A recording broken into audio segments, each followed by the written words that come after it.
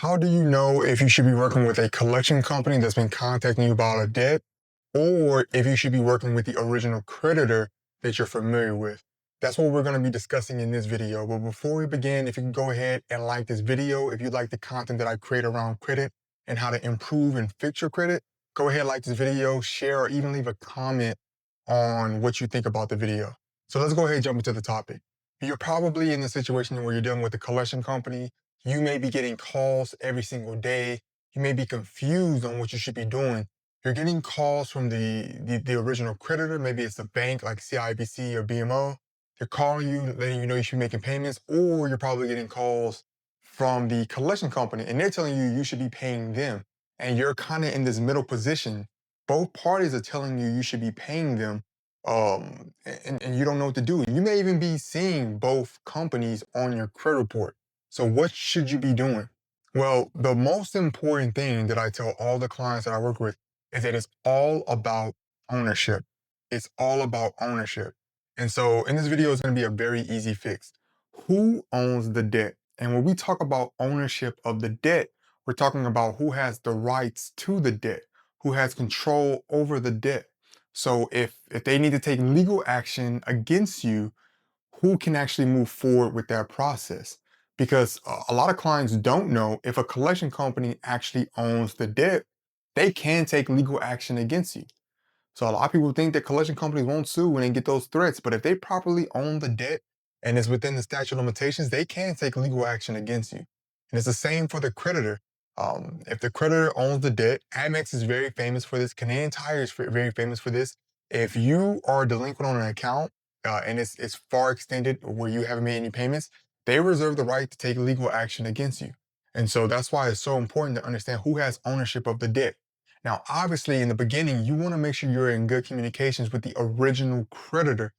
Hopefully, it never gets to the point to where it gets sold to a collection company, but sometimes it just gets to that point, right? Maybe you've kind of put it to the wayside, you've been ignoring it, you've been ignoring those phone calls, and then you've allowed it to go to collections. Now you're getting collection calls. Understand, just because a collection company is contacting you, they're calling you, it doesn't mean that they have control or ownership over the debt. There's so many different type of structures that collection companies operate underneath. And so one of the most common ways is that they've actually purchased the debt from the original creditor, which is just something that I usually always talk about. I very I make this very obvious that this is a way or a route that collection companies can take. But one of the other methods that I don't usually talk about is when they're contracted out. And so the way that that looks like is, let's say you own a bank and one of your clients is not paying back your credit card. Instead of you selling the ownership or the rights over to that debt, you probably want to recoup on all of that money. And so what you'll do is you'll give a small percentage of that debt to a collection company, and in return, they're going to use all of their resources to start contacting that client. And so once they make a payment on that debt, that money's coming back to you, and maybe they get a small percentage, whatever is negotiated between the collection company and the business. Now, you may say, well, why would a bank want to do this instead of just selling the debt off and not having to worry about it? The reason why, again, they want to try to get as much money or recoup as much money back as possible. CIBC is really known for this. There's a collection company called Partners in Credit where they contract a lot of that debt over to Partners in Credit. Okay, so the reason why this will happen is because CIBC doesn't want to go through the whole process of opening a totally new department and having to hire a lot of those people, train a lot of these people in collection practices. There's different licenses that you need to go about actually having a collection company. And most banks don't really want to deal with this. It's kind of like a touchy topic, right? Because again, the volume of calls you have to make in the collection business in order to be successful in collections borders harassment. And that's why you see a lot of collection companies have high negative reviews just because they have to be so aggressive in receiving money. And a lot of people aren't comfortable when it comes to talking about their debt, right? So again, there's a lot of negative energy within the collection company industry. So a lot of times these banks will outsource or contract the work to these third-party companies so they don't have to hire a team and so they recoup on a lot more of their money. Because if they take the route of actually selling that debt over to the collection company, what actually ends up happening financially is that they may sell, let's say the debt is $1,000, they may sell that for $100. To whereas if they just contract it, maybe they'll get $900 and then that collection company will only get 10%, right? So again, that's that difference. But with the smaller debts, you'll see that a lot of them will go ahead and sell the debt because it's not worth their time. And usually they're doing this in bulk. There's a huge portfolio of debt that's being sold over to these third-party companies. Okay. Now, if you're confused, the first thing you should be doing is contacting your bank. They should be able to tell you if they still own the debt. Now, unfortunately, sometimes you're going to come across a rep that is completely clueless, and it's okay. You can always request to be escalated to a manager or a supervisor to get clarification on an account. If they've completely sold that debt and they've sold all the rights, there's going to be less information tied to the information on that account. Okay, so there's gonna be less information tied to that account because again, they sold all the rights over. They may not even report anymore in their system. Once they write that off as a tax write-off and they sell it to a collection company, they may not even be able to see that information anymore, right? So again, you want to call the original creditor first, see if they still have ownership of the debt. If they've contracted that debt, they are going to be, and again, I see this all the time in CIBC. They can either transfer you over to the collection company, or they can give you the contact information for the collection company you should be working with. Because again, they may not be dealing with the billing of that account, because you may think, well, why can't I just pay CIBC directly? If they've written this off, wrote it off as a tax write-off, and then contracted it out to a collection company, they are letting the collection company handle that collection account all the way from the beginning to the end of the life cycle of that account. So again, they may tell you call this collection company to work out a payment plan. Okay, which if it's still owned by the original creditor, my advice is always to go ahead and you verified it. My advice is always to go ahead and pay off that original account, because the last thing you want is for them to actually seek legal action against you or to sell it over to a collection company fully, because what will happen is that a collection account and the charge off account that you have will be reporting on your credit report. And so this is how you want to look at it. So again, call the original creditor. That's step one.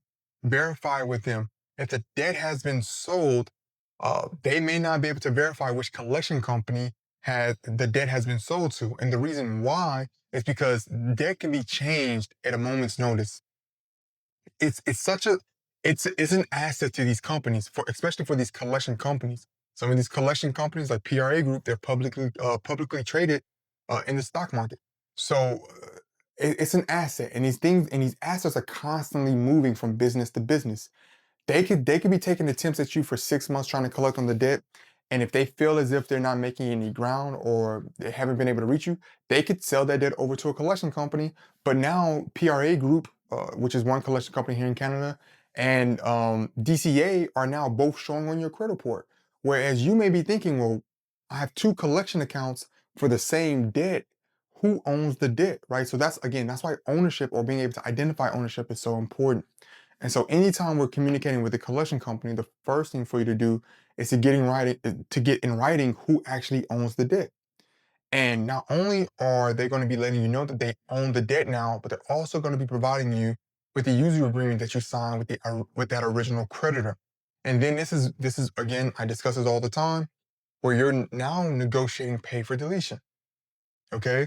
Because if they are able to provide you a proof of debt, then that's when you're negotiating pay for deletion.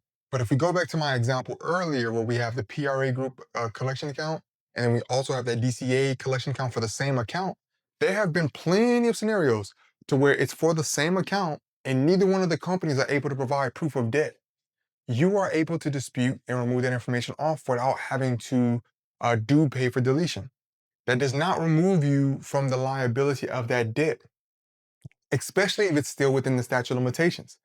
Because if the owner of the debt chooses to, because even though it may not have been with either one of these companies, another collection company can now own that debt. They're just not reporting that information. Okay. And so if it's still within the statute of limitations, they can still take legal action. Okay. So in a lot of situations, from a credit standpoint, again, this advice is from a credit standpoint. From a credit standpoint, if they do not have ownership of the debt, you're able to dispute and get those items removed off of your credit report. But for a legal standpoint, you want to speak with a consumer lawyer to see what are the probabilities of what may happen. Again, you want to speak with someone that specializes in credit and has experience dealing with similar issues. Okay. Hopefully you found this video helpful. Again, step one is to contact the original creditor, have them verify with you verbally if they still own the debt. If so, I always recommend paying that creditor back. Step two, if they do not own that debt and has been sold over to a collection company, we always want to get proof of debt first. If they're not able to provide proof of debt, then we want to dispute those accounts off of our credit report and then work with a consumer lawyer to see what options we have if there is any legal action taken against you. If you like this video, again, like, comment, and subscribe. And until next time, peace.